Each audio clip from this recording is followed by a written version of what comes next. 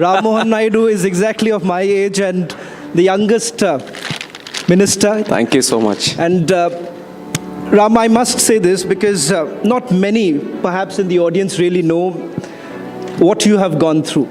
I want to start with the struggle, the story of Ram Mohan Naidu and how he actually came into politics. We all know that he is the youngest cabinet minister, but someone who was not destined to be a politician to begin with, someone who was in Singapore and thereafter a tragic incident in his life and he was brought into politics. Your story first. Like you said, I went to the US for my education. I did my bachelor's and my MBA from the United States, and I came back. I was always with the idea that politics is not my cup of tea. Though my father comes from a very strong political legacy, and he has established himself as one of the tallest leaders from Andhra Pradesh and in fact in the national politics also. But for some reason, since the growing up days, it was always like politics is just up to him and I would do something of my own, probably some kind of business or something. But very unfortunate that I had to lose him at a very young age in an unfortunate road accident. And then destiny has brought me back to politics. And I was faced with that question at the time when I lost my father, that there was an opportunity in front of me. Will I be continuing his legacy or not? And at that time, it was a split decision that I've taken, that being an educated man, this is what you want to see in the country.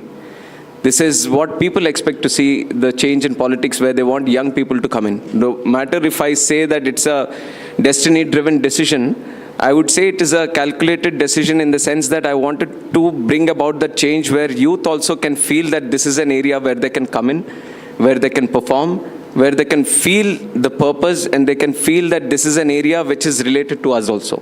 And it was that small commitment that I had at that time, that small change that I wanted to believe in. And it is with that belief that I came in, and rest is history. You're seeing me as the youngest cabinet minister in the country. I think that itself shows the belief that I had at that time. Can I then ask you, because your predecessors were of the age between 51 and 72 or 73. I think I just screwed up the statistics a little bit. Otherwise, young in politics is probably 40, 50 also. People were considering it to be young. Yeah, they are now, still being young. 36, I'm an outlier and I've tried to... But when you handle the ministry, do the bureaucrats really take you seriously? Oh, yes, they do. Yeah, they definitely do. That much I can vouch for, because they respect the position that I'm in, irrespective of the age. Like, let it be the bureaucrats that are around me, or let it be the other ministers also who are around me, who have been seeing me for the last 10 years at least. They understand the position that we are in right now, and they definitely respect me, and they definitely give value to the choices that I make or the decisions that I make. So I think the Indian political system respects the positions more than the age. It's just that there is little opportunity for people my age to come to these positions at a very young age. So if you see more and more, I think that's a good transition that the country is expecting to see. Lest we get called as ageist, let's now get into the brass tacks of your ministry. The Prime Minister essentially spoke about the aviation growth story. And if today India's annual growth of more than 6% can be augmented, it can be through the aviation industry, and it's no longer limited to the elite class. Having said that, we still are far away, miles away from becoming an aviation global hub. How far have we reached? There are many more things that we need to achieve, but one thing which I can proudly say is that the way that we have grown in aviation, especially in the last 10 years, and this success has been largely driven by the passion of our Honorable Prime Minister Narendra Modi ji. 2014, I'll tell you some basic numbers which gives you the comparison of the growth that we have achieved in the country. 2014, we had 74 airports in the country.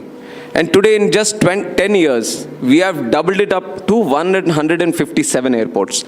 And the travelers, we used to have around 10 crore, and now we have around 20 crore passengers, more than 20 crore actually.